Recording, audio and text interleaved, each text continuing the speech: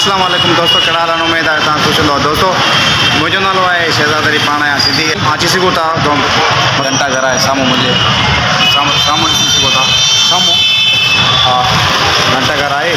ऐं जंहिंमें दोस्तनि खे गुज़ारिश आहे त तव्हां बि अचो त घंटा घर ते ऐं केॾा कबूतर ऐं सुठा पंछी वेठा आहिनि अलाह जा प्यारा।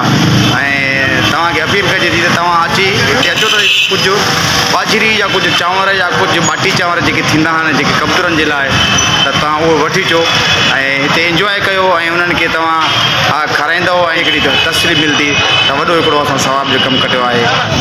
अस्सलाम वालेकुम दोस्तों, कड़ा हाल उम्मीद आहे तव्हां ख़ुशि हूंदव। दोस्तों हीअ आहे घंटा घर तव्हांखे मां ॾेखारे रहियो आहियां केॾा पखी ऐं कहिड़ियूं गाॾियूं ऐं सुठे तरीक़े सां ॾिसी गाॾियूं हिते सेटिंग में बिठियूं आहिनि। शॉपिंग तव्हां करे सघो था हिते अची करे गाॾी बीहारे करे, पर गाॾी पंहिंजे अंडर में बीहारियो, तव्हांजे अंडर में। जीअं हाणे मां गाॾी पंहिंजी जे मथां बीठो आहियां, ओरियो बीठी आहे मुंहिंजी गाॾी इहा फस्ट में, मां पंहिंजी गाॾी जे मथां बीठो आहियां।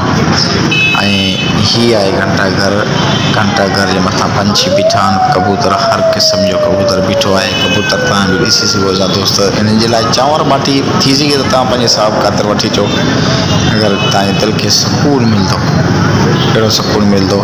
ऐं हीअ शहर आहे घंटा घर, सखर घंटा घर आहे इहा दोस्तों, तव्हां ॾिसी सघो था। ऐं हिते हर क़िस्म जा पखी आहिनि, कबूतर। तव्हां ताईं पैगाम बि पहुचाईंदा रहंदासीं। तव्हां दोस्तनि जी वॾी महिरबानी, थैंक यू, अल्लाह हाफ़िज़। शहज़ाद अली सिंधी खे सब्सक्राइब ऐं लाइक ऐं शेयर कयो।